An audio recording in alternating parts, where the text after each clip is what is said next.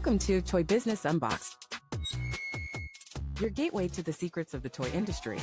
Here, Jason Shea, a toy entrepreneur and expert in the field.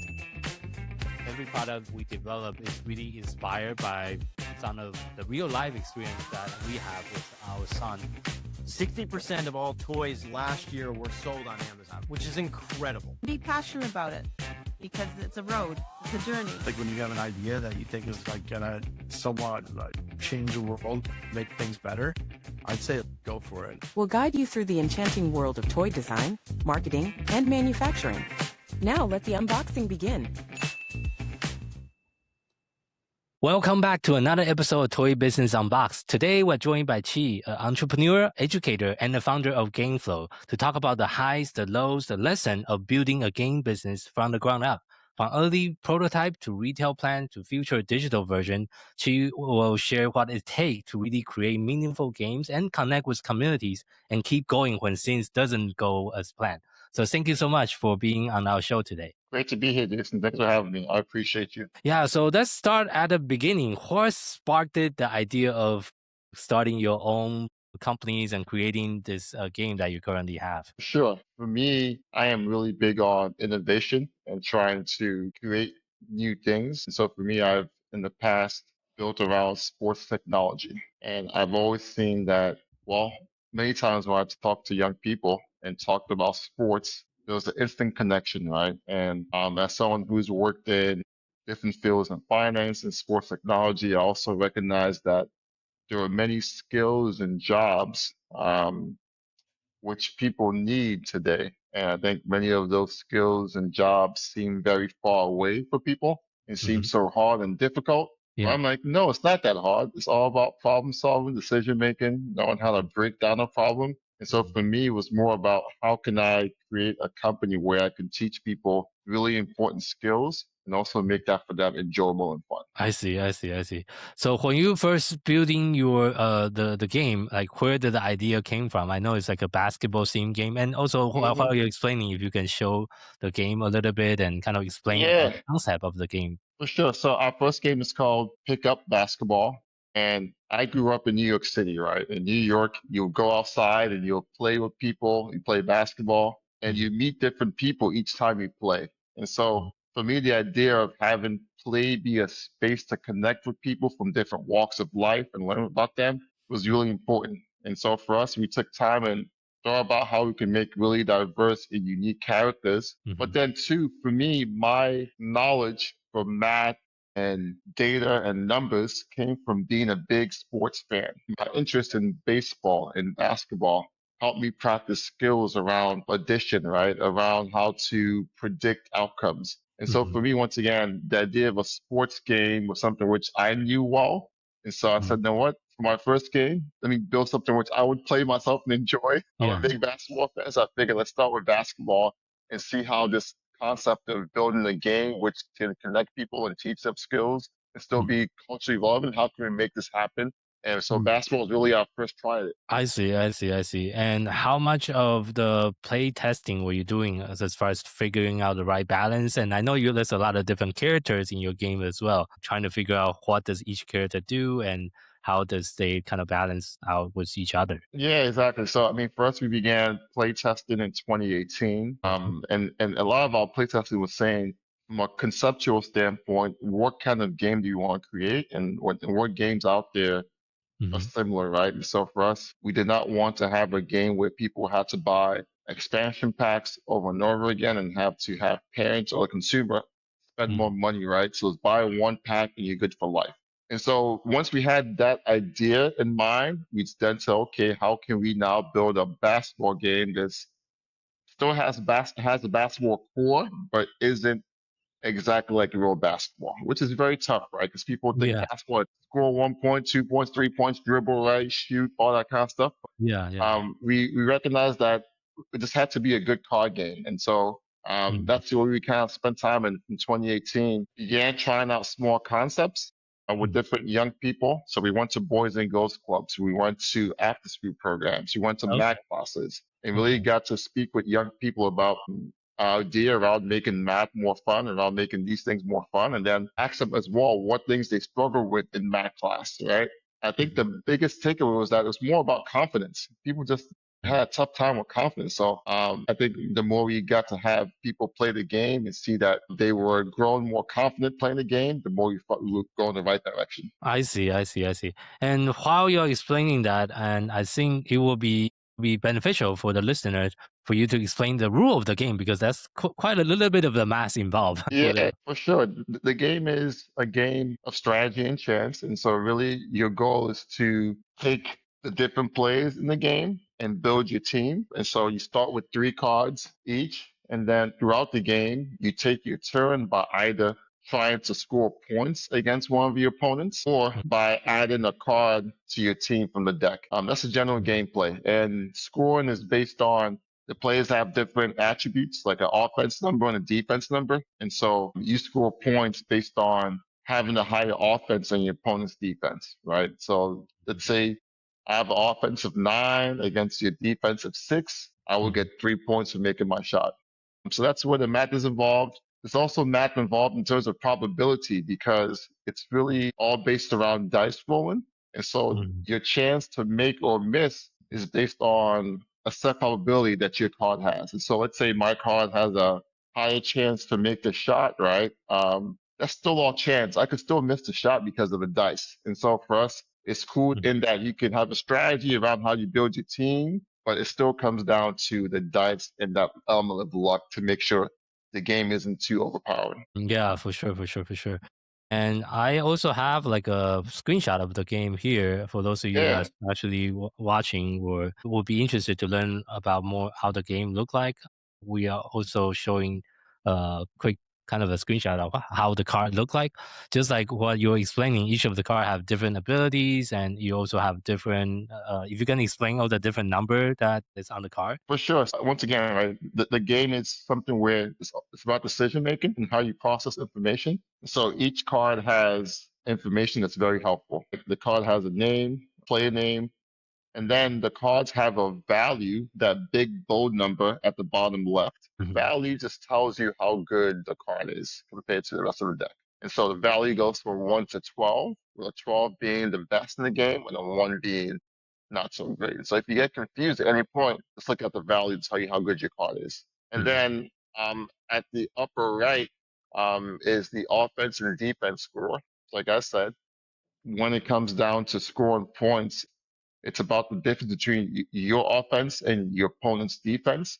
And then the numbers and circles are your shot zones. And that's what you have to roll with 2 dice to make the shot. And so if, for example, Tina Bell rolled a 4, so if you roll a 2 and a 2, a 3 and a 1, she makes a shot. And so there's addition involved in adding up the dice roll and seeing if what you rolled matches your shot zones. And so the math is involved in the game, but still, once again, it's about looking at your player's powers and abilities, right, which are down below that text there, and knowing how to use the different powers to accomplish the goal of one, scoring points, stopping your opponent, and eventually winning the game. So the more you play, the more you understand how to use your cards correctly, but it's fundamentally a game of figuring out how many points you scored or if you made or missed a shot. Yeah, that's a really good explanation as well. And let me switch back here.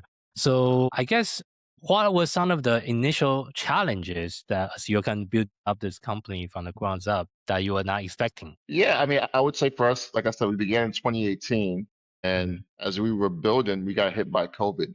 And so I think Oh, okay. that was definitely a case of us understanding that things don't always go as planned. Yeah. But I think for us during that year of COVID, we got to spend way more time working on character design and really Oh, okay. invested into making all these characters really come to life. So that was something that was a blessing in disguise. But I think also a challenge has been knowing how to reach our audience. So there's so many games out there. There's so many good games. There's so many bad games out there. So I think the consumer sometimes is overwhelmed by what's being tossed at them. I think for us, because we are a sports themed game, we stand out from the crowd. There are not that many sports themed games out there. So I think for us, we've definitely leaned into that, saying, okay, if your child, if your uncle, if your niece, if your spouse is a basketball fan and likes playing cards, they will love playing pickup basketball card games. So I think that's helped us stand out a bit more. But early on, right, everyone is trying to talk to these buyers and get into these retail spots that it's very overwhelming to have that much competition, but you learn how to stand out. I see, I see, I see. And based on your experience, what kind of marketing has been working well for the brand for it to gain more awareness and also try to reach out to more potential customers? Yeah, I believe it's really about going out there and showing people the game and also playing with them. And so I mentioned early on in playtesting, we spent lots of time with boys and girls clubs, YMCA's, after school programs. And I think Yeah.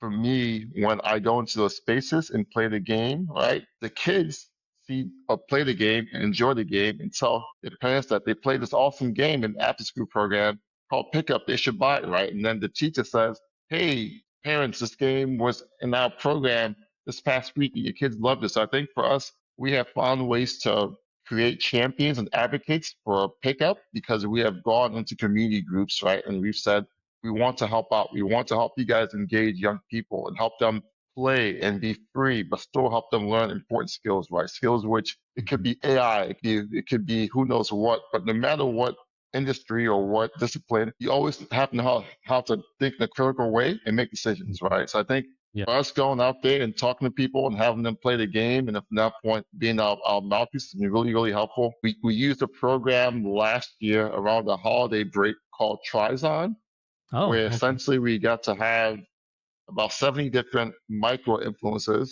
host game nights with our game and have their friends and family come play pickup. Oh, And so, whoa. Okay, nice. yeah, Sounds really like a good good program campaign. because for us, we are based in New York and also North Carolina. Yeah. How do we reach someone who might be in Indiana or Wyoming, right? And so programs like that where we can reach a wider set of people and have them play a game have really been helpful. I see, I see. Are those pay influencer or what was the negotiation with those influencers? Yeah, so essentially you pay the company and then the company goes out there and finds influencers at that point gets in the game. And so the Okay. influencers oftentimes just get a bunch of free games, which they enjoy and get to host Yeah. game nights. And this is value in that, but really you work through the group called Trizon to organize the different play events. Do they specialize in tabletop game or They sure do. They sure do. Yep. how do you tell they specialize? We heard about Trizon from really a big game company that talked about how from their marketing efforts and marketing spend, most return on investment has been them using Trizon. I think for us, right, we like to learn from what people are doing and copy their marketing spend. And that's something which people have really talked about being a very impactful way to spend money. It can lead to reviews online, right? Lead to people making videos on social media, hopefully lead to more sales. Oh, okay, okay. Very interesting concept. I think I might have talked to their CEO in the past. Yeah. Yeah, I might talk to them before. So it's Tryazon. I did. I definitely talked to them before. So yeah, it sounds familiar. So thank you so much for mentioning that. And also, like throughout your journey, what are some of the feedback, especially from the kids, that have kind of shaped the product over times? Yeah, I mean, it's great. I think for me, we were very intentional not to call a mat game because even from our playtesting, we found that language is very important. And when young people hear the word mat game or mat or this and that, they say, "Oh my God, this is school. I don't want to be in school. I just love school." They get very defensive when we bring up the word mat. But I think the people who have played the game have said, "This game is fun. I see that there's math involved, but I don't mind it because the math just helps you accomplish your goals and it's within the game in a very seamless way." So I think hearing young people say that, yes, I know I'm doing math, but I actually enjoy this has been really the best testimony we can possibly get. And I think also people love the fact that, like I said, we have diverse characters, right? And many Yeah. times people don't see themselves in games. And so I think having characters where folks can say, okay, this kind of looks like me. It looks like my dad, looks like my uncle, right? I think that's something which has gone a long way towards trying to build a community of people who appreciate our mission, but also appreciate the fact that we're very intentional about things which we put out there as a game. Yeah, for sure, for sure. And I think one of the other like the important decision that we have in the industry, especially for like designer or entrepreneur, is going the route of either self-publishing or try to license your game or Yeah. product to a bigger company. How do you went through that process, and what made you decide to go with the self-publishing route instead of licensing your product to a bigger publisher? For sure. I mean, I believe in myself. It comes down to that. I think when it comes down to trying to get the game out there and doing what it takes to get it out there, I think I Mhm. can do it. I think our team can do it. So my approach is that let's try it first. If it Mhm. doesn't work out, we can always go a different option, right? And have someone else take the game and license it. But I think for now, we just felt like as a new game company, let's go through this process one time, right? From start to finish, of idea, playtesting, like design, trying to find a manufacturer, doing the box design, all the things that go into making a game. Let's understand that and say, okay, in the future, Yeah. when we make future games, we can understand the pros and cons of going the license route.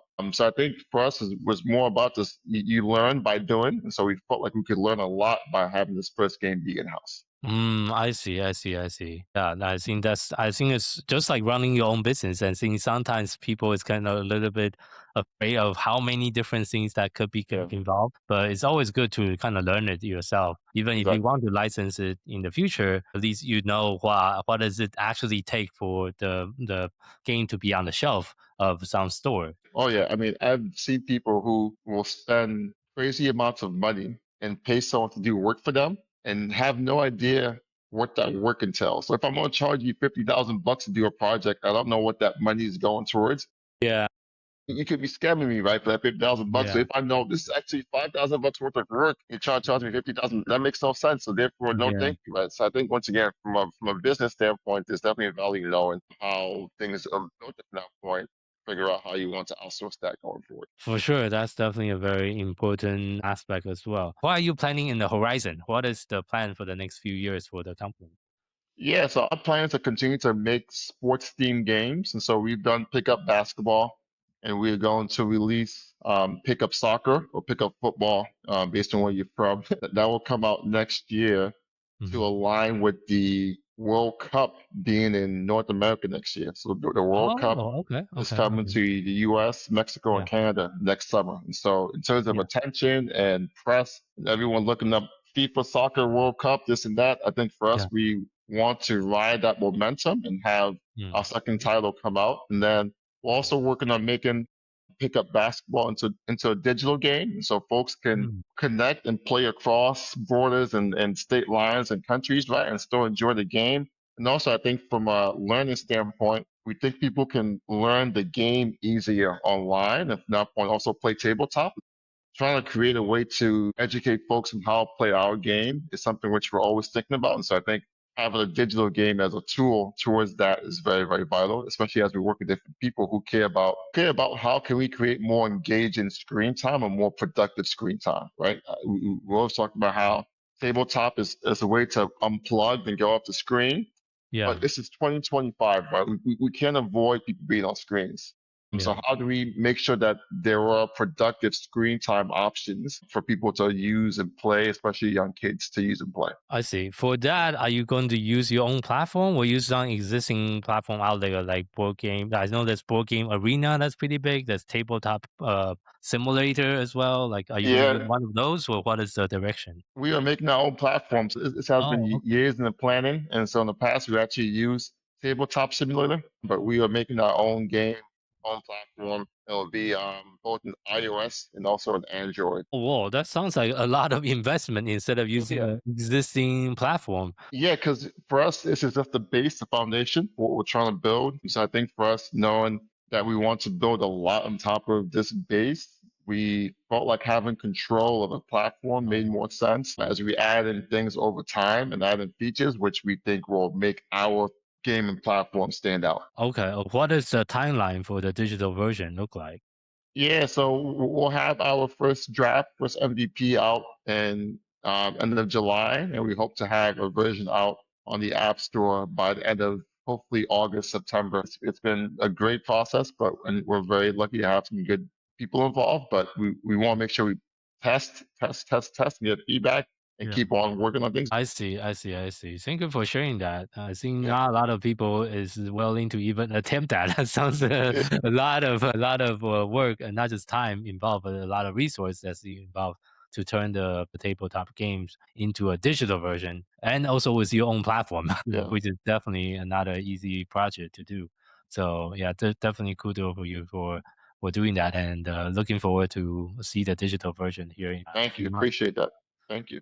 And if looking back, as far as like launching all the different games, and I know you have a few other games in mind, how do you usually balance creativities with like the reality of running a business? Yeah, that's an excellent question. I think for me, as someone who has in the past different companies, I am really big on let's use what we have in front of us and make the most of it. And so I think we have all kinds of ideas and things which we want to build, but if we don't have the things to build them right now, we can't do that.